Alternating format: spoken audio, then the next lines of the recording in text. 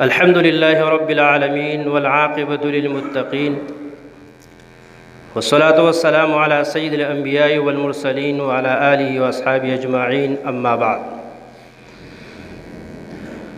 بعد فأعوذ بالله من الشيطان الرجيم بسم الله الرحمن الرحيم قال الله تبارك وتعالى ألف لام ميم ذلك الكتاب لا ريب فيه إن الله وملائكته يصلون على النبي يا أيها الذين آمنوا صلوا عليه وسلموا تسليما درود شريف اللهم صل على سيدنا محمد بارك وسلم عليه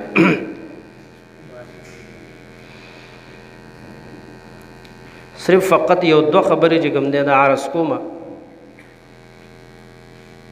چې الله جل شانه دی امت لره څومره شان او څومره مقام ورکړی دی. الله جل شانه روزه مخکینی امتونو ته ورکړی ده. قرآن په گواه ده یا ایها الذین آمنوا کتب علیکم الصیام کما کتب علی الذین من قبلکم.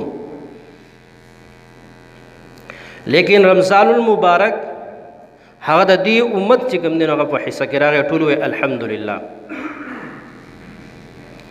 الله جل شانه مخکینی امتونو ته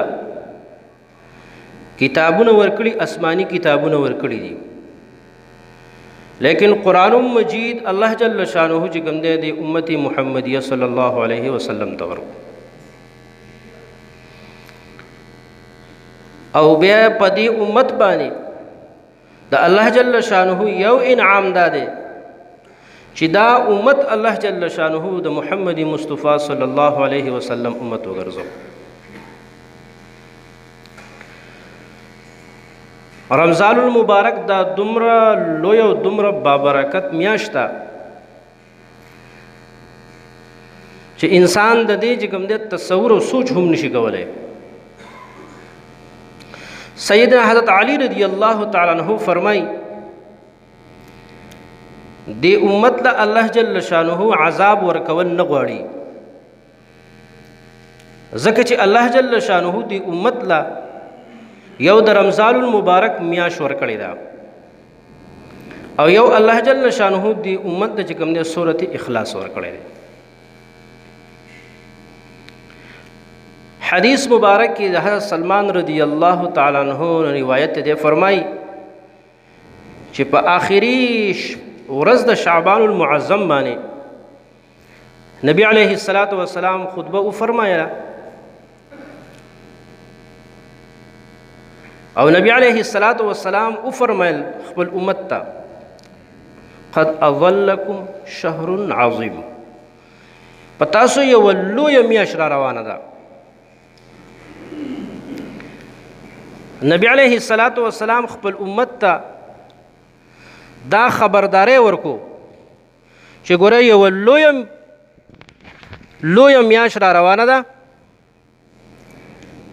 چې هسې نه د دغې میاشتې یوه لحظه او یو منټ دا ستاسو نه ضایع نشي. اوس د عظیم لفظ ته چې وکتلی شي، د عظیم لفظ ته په قرآن کې د عظیم لفظ ته وکتلی شي، الله جل شانه دا عظیم لفظ په قرآن پاک کې چې کوم دی دا ارشاد فرمایلی دی چې دا عظیم د هغې په مقابله کې بل شی نه وي. لکه الله جل شانه د نبی علیه الصلوۃ والسلام د اخلاق په باره کې فرمایي وانک لعلی خلق عظیم، بېشکه ته د اخلاقو په یوه لویه مرتبه او په یوه لوی مقام وي. دا زمونږ ایمان دی چې د نبی علیه الصلوۃ والسلام نه بلکر څوک اخلاق والا نشي کېدی، نشته او نه به څوک شي. الله نبی علیہ الصلوۃ والسلام ته فرمایي ما تعالی داسې اخلاق درکړي چې ستا د اخلاقو په مقابله کې د بل چا اخلاق نشته. دومره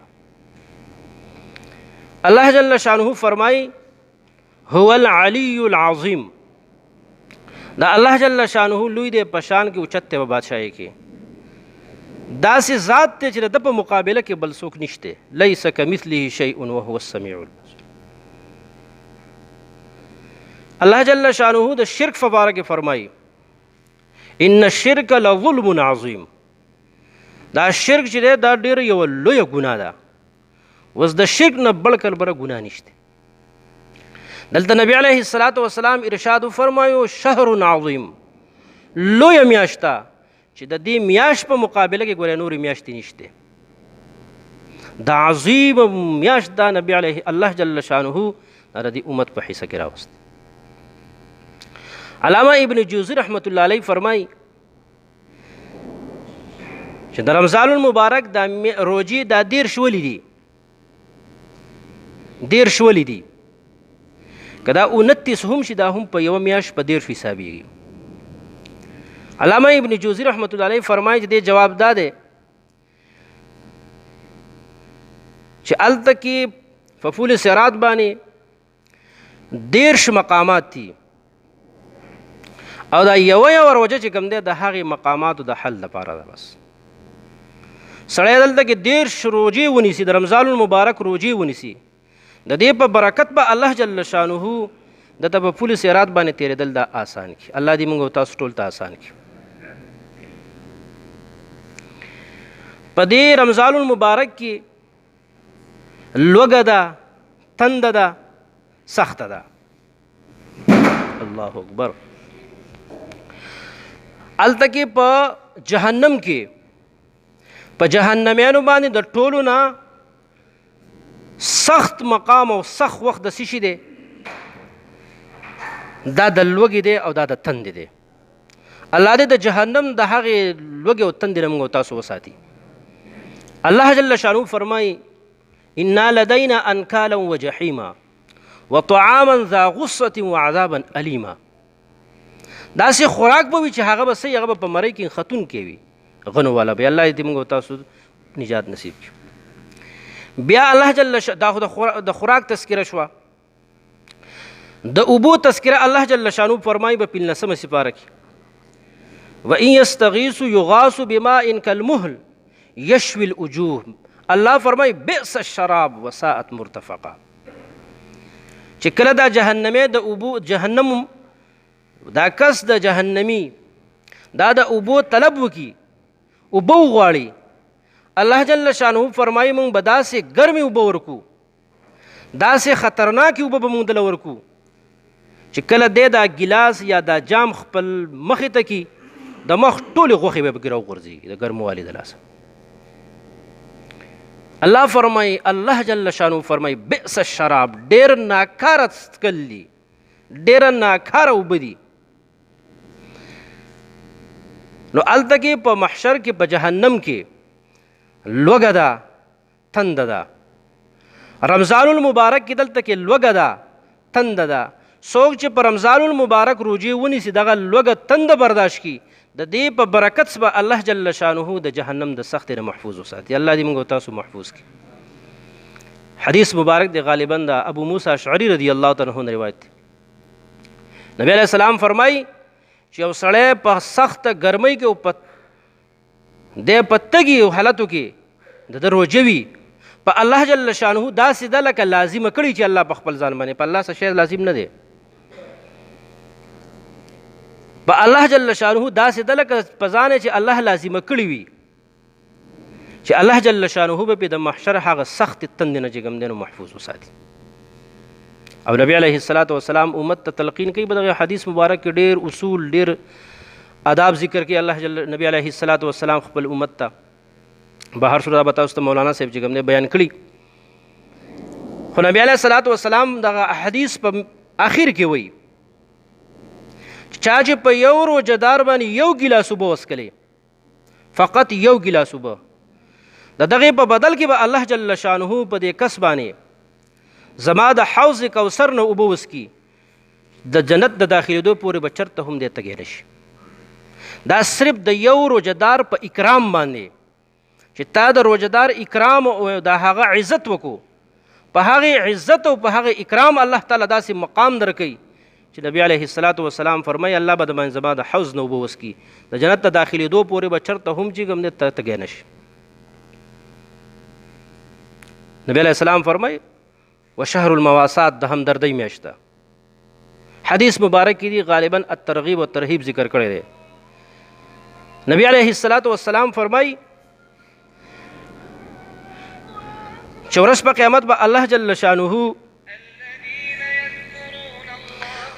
قیامت به الله جل شانه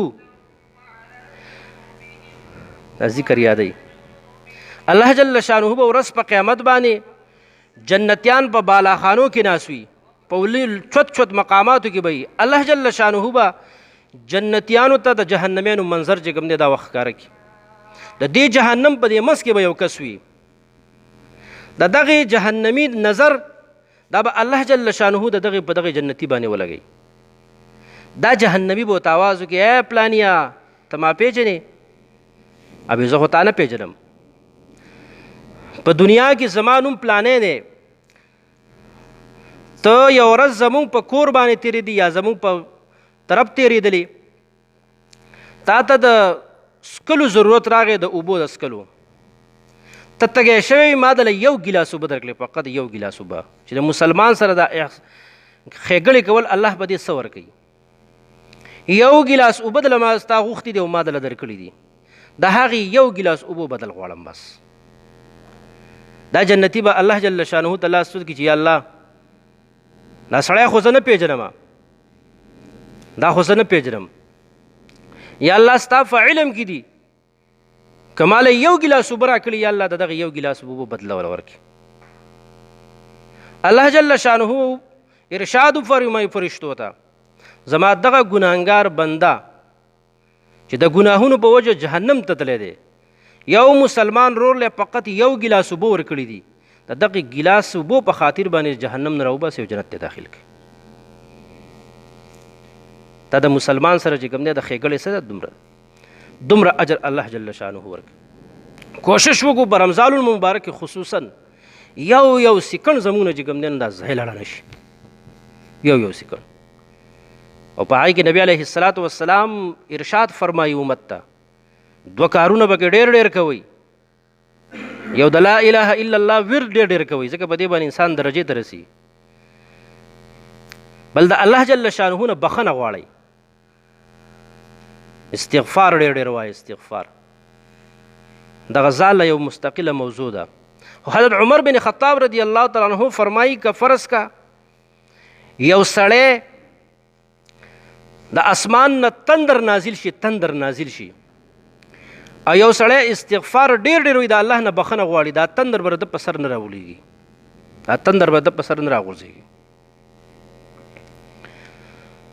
الله په استغفار ډېر څه ورکوي یو عالم له یو کس راغی یو نوجوان یاره جي داسې وظیفه راته وښیه چې واده مې نشته چې الله جل شانه راله د واده بندوبست وکړي که نه ډېر بې واده به پکې ناسي هغه مولانا صاحب ورته فرمایي استغفار وایه ډېر یاره جی وظیفه راته وښیه په استغفار کې واده شته وي او شته پکې که الله جل شانه په صورت نوح کې فرمایي نوح علیه السلام خپل قوم ته وایي ای قومه د الله نه بخښنه غواړئ د دغه استغفار بدله به څه وي یمددکم باموال وبنینا الله به ستاسو مال ډېر کړي الله به دله بچي درکړي دلته یوه نکته دا ده چې مال یې مخکې ذکر کو اولاد یې وروسته ذکر کو ځکه چې دا ټینشن د سره نه وي چې بهی اولاد خو مې دی خو خوري به څه شی او ډېر بچي لږ معاش دا خو مصیبت دی په خپله د نبي علیه السلام امان غوښتي اللهم انی اعوذ بک من جهد البلا یو معنی دا کړې د محدثینو حضرات د ډېرو اولاد او د لږ مال نه یا الله امان غواړم ځکه چې مال ډېر وي خو بچي به تربیت ښه کېږي دا مولانا صاحب ورته وایي چې الله څه فرمایي یمددکم باموال وبنینا الله به تاسو له مال درکړي او ستاسو له به بچي درکړي زامن به درکړي نو زامن کله کېږي خو چې کله دې واده کړی ځکه به زامن کېږي که نه نو واده پکې په خپل منځ کې په خپله راغی نبی علیه السلام فرمایي دا دوه کارونه ډېر کوئ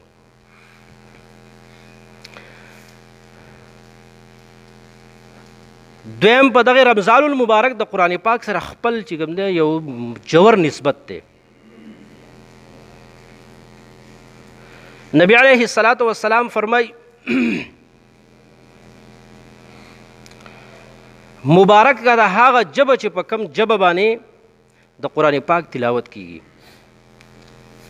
مبارک دی هغه ځای چې په کم ځای باندې د قرآن پاک تلاوت کیږي هغه غوږونه مبارک دي چې کم غوږونه د قرآن پاک چې کوم دی څه کې تلاوت اوري هغه مور او پلار مبارک دي، ډېر خیر والا دي چې د چا بچی د قرآن پاک تلاوت کوي. زه انشاءالله دا خبره په دعوه سره کومه چې نن به د مولانا صاحب او د قاري صاحب والد محترم چې د دنیا نه تللی دی، زموږ د میز نه تللی دی، انشاءالله العزیز چې کله د قرآن پاک او د حدیثو دلایل مخې ته کې، دا انشاءالله زه په یقین سره وایم چې الله جل شانه به نن د هغه قبر چې کوم دی دا منور کړی انشاءالله. ځکه د هغه د بچي په ذریعه باندې الله جل شانه چې کوم دی نن د دې اکبر آباد جومات الله جل شانه په تلاوت باندې منور کو. د دقې تلاوت په خاطر به انشاءالله العزیز د هغه قبر چې کوم دی دا به نن منوري. فرشتو به ورته انشاءالله العزیز مبارکبادي ورکړي، دا خپله دا ثمره به هغه لیدلې وي. ځکه علما فرمایي چې په مخکینی امتونو کې یو کس هغه ډېر زیات ګناهګار لکه زما په شان، چې کله دی وفات کېږي د امید دی چې کیدای شي الله جل شانه ماله بچی راکړي. دی د خپلې بیبي ته وایي چې زه چې کوم دی د دنیا نه تلونکی یم، خو کم امید چې زما دی که دا الله جل شانه ماله الک او زوی راکو، دا بچی به چې کوم دی نو دا به جومات مدرسې ته بوځي او دا به د هغې وخت د عالم سره داخل کړي. هم هغه شان مور هغه د دغې خپل خاوند دغې خپلې بیبي چې کوم دی هغه وصیت دا پوره کو. کله چې دا ماشوم د 4 کالو شو یا د 15 کالو شو راوستو د جومات هغه امام صاحب کېنو، د ګناهونو د وجې نه هلته کې په پلار باندې عذاب دی. و چې کله دی په دې وړه خوله باندې وایي استاد ورته وایي چې وایه بچیه بسم الله الرحمن الرحیم، دی په دې وړه خوله باندې وایي چې بسم الله الرحمن الرحیم، الله جل شانه فرشتو ته حکم کوي فورا عذاب بند کړي. ځکه دغې وړې خوله زه یاد کړم چې زه د هغې رب د هغې الله په نوم باندې شروع کوم کوم چې ډېر مهربانه او رحم کوونکی دی. ماله حیا راځي، بچی وایي چې دا هغه رب دی چې مهربانه دی او د بده په پلار دی عذاب یې، ماله حیا راځي، دی وجه نه عذاب دی ختم کړي. نبی علیه السلام یو مثال ذکر کوي د قرآن د تلاوت، به انشاءالله دعا کوو. نبی علیه السلام فرمایي چې کم کس مسلمان دی او دی د قرآن پاک تلاوت نه کوي، تلاوت کوي، د دې مثال چې کوم دی د سنګترې په شان دی، خوند هم ښه دی او بوی هم ښه دی، ذایقه هم ښه ده او بوی هم ښه دی. کم کس دی مسلمان دی خو د قرآن پاک تلاوت نه کوي، د دې کس مثال چې کوم دی دا د څه په شان دی؟ دا د کجوري په شان دی، خوند خو یې ښه دی، ایمان دی، لیکن بوی یې نشته. داسې کس دی چې یو کس دی منافق دی او دا په حالت د دغې نفاق کې بیا هم تلاوت کوي. نبی علیه السلام فرمایي مثال د ریحان دی. ما د خپل استاد محترم قاری صوب صاحب نه تپوس وکړ چې ریحان څه شی دی؟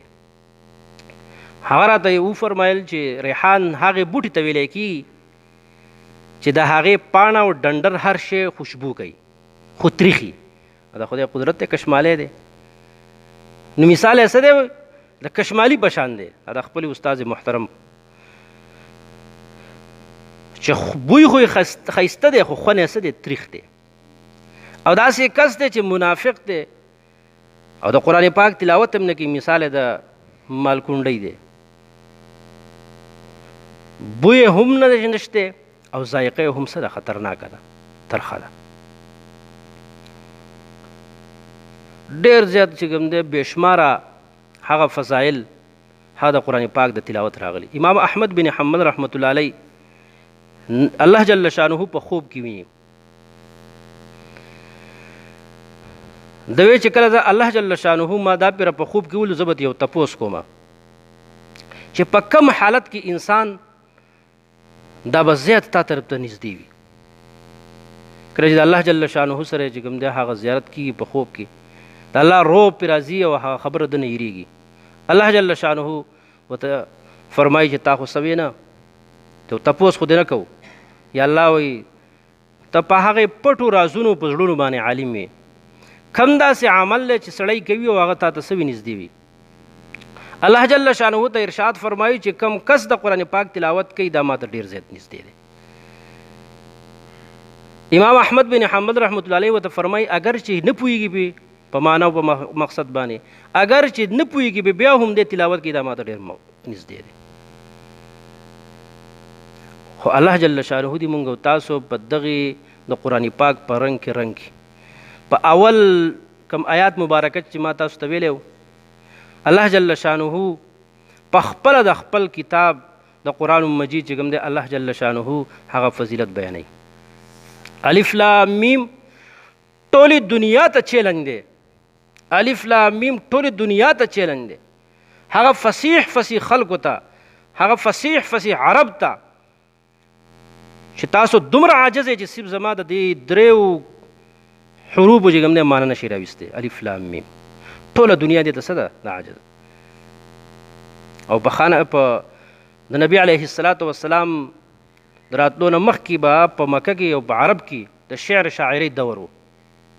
یو سړي به شعر ولیکو د خانه کعبې باندې به چې کوم دی ځوړند کو، بل کس به راغی هغه به د هغه نه ښه فصیح شعر ولیکو، بیا به چې کوم دی هغه به دریشو دغه به پې ولګېدو. کله چې سورة کوثر نازل شو انا اعطیناک الکوثر فصل لربک وانحر ان شانئک هو الابتر، دی د خانه کعبه باندې په دروازه ځوړند کو. یو کاله پورې د دنیا هغه فصیح شاعران نه لتاو شو دي، هیڅ چاله چې کوم دی دغې سمو هیڅ چاله د هغې نه باندې شعر نه ورتلو. یو دسیب لاندې دا ویل والله ما هذا قول البشر، خدای مې د قسم دا د بنده چې کوم دی وینا نه ده، دا د بنده وینا نه ده. نو الله جل شانه په اولنۍ صفحه باندې ټولې دنیا له چیلنج ورکوي چې زما د صرف د دې دریو حروفو چې کوم دی مقابله وکړي دې معنی راوباسي. بیا الله فرمایي ذلک الکتاب لا ریب فیه، ذلک دا د لرې دپاره راځي، د لرې دپاره دا عظیم کتاب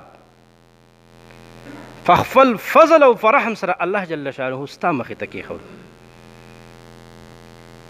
نو الله جل شانه دې مونږ او تاسو د قرآن په هدایاتو کې رنګ او کم قوم چې قرآن پاک له غاړۍ ورکړی ده او په دې باندې عمل کړی دی الله جل شانه چې کوم دی د اسمان د ستورو په شان څه کې ځلولی. په صحابه کرامو کې که وګورئ عبدالله ابن مسعود رضی الله تعالی عنه، حضرت بلال حبشي رضی الله تعالی عنه الله دغه مقام ته ولې ورسول؟ د قرآن په اتباع او تابعدارۍ سره. نو الله جل شانه بېشکه چې دا اوس مونږ چې د احکام ختم وکړو په دې تراو کې په دې الله څه ورکوي؟ دا یو حدیث مبارک ویم په دې الله څه ورکوي؟ په یو رکعت تراو باندې الله جل شانه 2500 نیکۍ ورکوي. صرف په یو رکعت تراو په ودرېدو باندې الله جل شانه 2.5 نیکۍ ورکوي. په 60 رکعت تراو باندې الله جل شانه 50,000 نیکۍ ورکوي. د دې سعادت دینه هم نن چې کوم دی زما ستا نوجوانان سوي دا محروموي. په لارو کوڅو په دیوالونو په ناست وي او په بیټکونو کې ناست وي ګپ شپ لګوي، غونډه شپه ایښي د څه دپاره ایښو؟ یاره دې دپاره ایښو یو چې بس سهار له بیا ښکلی خوب وکړو. لکه د الله بنده یو سیکنډ قیمتي دی چې په یو رکعت باندې الله جل شانه 2.5 نیکۍ ورکوي.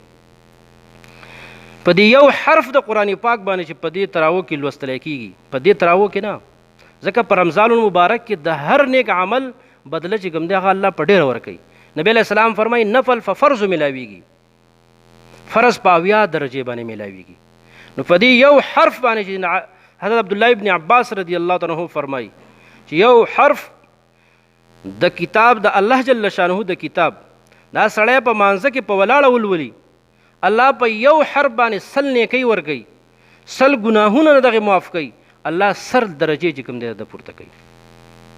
څومره حروف دلته چې کوم دی بیان شو، څومره حروف.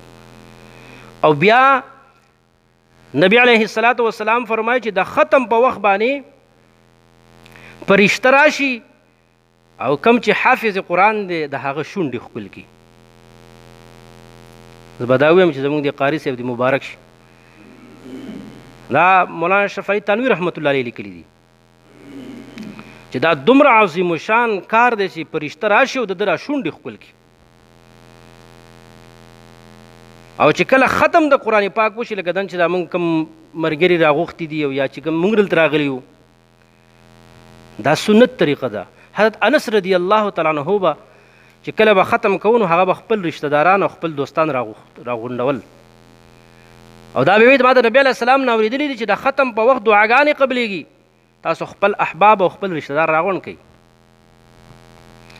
د ختم په وخت کې الله جل شانه 60,000 فرشتې علامه اشرف علي تنویر رحمت الله علیه لیکلي دي چې 60,000 فرشتې د قرآن پاک د ختم په وخت باندې دا د دغې کسانو دپاره د مغفرت دعاګانې غواړي.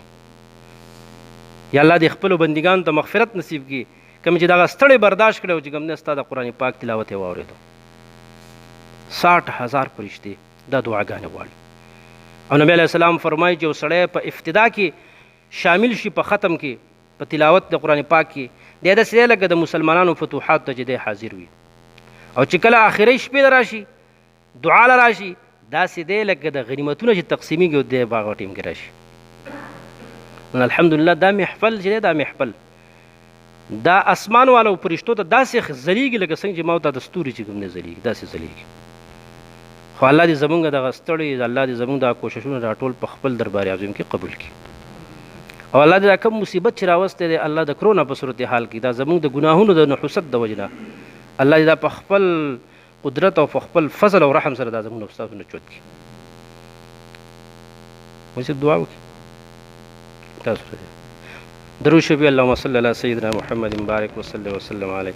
چا په زړه کې څه شرعي حاجت الله جل شانه د ختم په ټیم کې دعاګانې قبلوي څه شرعي حاجت خپل حاجت چې کوم دی هغه څه الله جل شانه ته وړاندې کړي. الحمد لله رب العالمين والعاقبة للمتقين والصلاة والسلام على سيد الأنبياء والمرسلين وعلى آله وصحبه أجمعين. اللهم إنك عفو كريم تحب العفو فاعف عنا. اللهم إنك عفو كريم تحب العفو فاعف عنا. اللهم إنك عفو كريم تحب العفو فاعف عنا. اللهم إنا نسألك الجنة وما قرب إليها من قول وعمل ونعوذ بك من النار وما قرب إليها من قول وعمل. یا الله زمونږ دا ناسته یا الله دا په خپل دربار عظیم کې قبول کړي. یا الله زمونږ ګناهونه معاف کړي. یا الله زمونږ خطاګانې معاف کړي. یا الله تا په قرآن پاک کې ارشاد فرمایلی و اما السائل فلا تنهر سوالګری مه رټئ. یا الله موږ هم سوالګري یو یا الله موږ د خپل در نه چې کوم دی مه رټه. یا الله زمونږ دا لاسونه زمونږ دا زولۍ یا الله دا خالی مه واپس کوه. د نبی علیه السلام په خاطر باندې د رمضان مبارک په برکت سره د قرآن پاک د دې ختم په برکت سره یا الله زمونږ ټول ګناهونه معاف کړي. یا الله زمونږ ټول ګناهونه معاف کړي. یا الله دا کومه بېچیني چې په دنیا کې راغلې ده زمونږ د ګناهونو په سبب راغلې ده یا الله دا زمونږ د خطاګانو په سبب راغلې ده یا الله دا بېچیني او دا مصیبت زمونږ نه او د ټولو مسلمانانو نه یا الله رفع ته پکې. یا الله په موږ باندې خپل فضل وکړي دا مصیبت ده پکې. یا الله زمونږ جوماتونه آباد کړي. دومره ناراضه یا الله دومره ناراضه چې نبی علیه السلام ارشاد فرمایي کله چې یو مشکل راشي جومات طرف ته رجوع وکړي او لمونځ وکړي. یا الله تعالی پسې د جومات دروازې هم بندې کړي. یا الله د جومات دروازې څه کې د حرمینو شریفینو دروازې دې هم بندې کړي. یا الله زمونږ په ژوند کې بیا د حرمینو شریفینو چې کوم دی هغه دروازې کولاو کړي. یا الله نن حتیم جاړي یا الله نن حجر اسود جاړي یا الله نن د خانه کعبې هر دیوال او هر ستن جاړي. خدای دا زمونږ د ګناهونو په وجه باندې یا الله مسجد حرام بیا یا الله هغه وخت بیا راولي چې یا الله هر ټیم پکې د لبیک اللهم لبیک صداګانې کېږي. یا الله تر هغې وخته پورې مرګ مه راولي چې مونږ بیا دغه منظر نه لیدلی د حج دغه لوی منظر مونږ نه لیدلی د رمضان مبارک دغه لوی منظر مونږ نه لیدلی چې هر طرف ته لبیک اللهم لبیک نارې وي. یا الله د هغې وخته پورې مرګ مه راولي. یا الله تر هغې وخته پورې مرګ مه راولي چې په کله بیا مونږ په د نبي علیه السلام په باب السلام باندې نه ویلي چې الصلاة والسلام علیک یا رسول الله. یا الله د نبی علیه السلام په خاطر باندې یا الله بیا چې کوم دی د مسجد نبوي هغه رونق بحال کړي. یا الله زمونږ جوماتونه آباد کړي. یا الله زمونږ خانقاګانې آباد کړي. یا الله زمونږ تبلیغي مراکز آباد کړي. خدایا هغه تبلیغي مراکز په دې ورځو کې لاکھو تعداد به یا الله ستا په لار کې جوماتونه ووستل. یا الله مونږ تسلیم کړه مونږ ومنله مونږ کمزور یو مونږ خپله کمزورۍ یا الله بار بار اقرار کوو خدای ستا د مقابلې نه یو یا الله که زمونږ بعضې ناپوهه مسلمانان ورونه وي چې هم کرونا سے لړینګې یا الله مونږ جنگ نشو کولی خدای ستا د قهر مقابله نشو کولی یا الله زمونږ د لاسونه خالی مراولې او یا الله دا مصیبت چوت کړي یا الله مونږ دا تسلیم کړه دا مونږ ومنله ستا زمونږ عبادت ته ضرورت نشته تا د چا تواب ته ضرورت نشته یا الله ستا د چا هغه د نبی علیه السلام په دروازه باندې په باب السلام باندې دا صلات والسلام علیک یا رسول الله دغه وینا ته ستا ضرورت نشته خدای زمونږ ته ضرورت دی یا الله زمونږ دغه ځایونه بیا آباد کړي یا الله دغه ځایونه زمونږ بیا آباد کړي یا الله څومره مجمع چې ناسته ده د دې چې څومره شرعي حاجات دي یا الله په خپل دربار عظیم نه قبول کړي یا الله د خپل دربار عظیم نه د هغې بندوبست وکړي د چا بچي نه وي یا الله نیک عمله صالحه بچي وله ورکړي د چا بچي وي یا الله نیک عمله صالحه ورته یا الله هغه ورته لوی کړي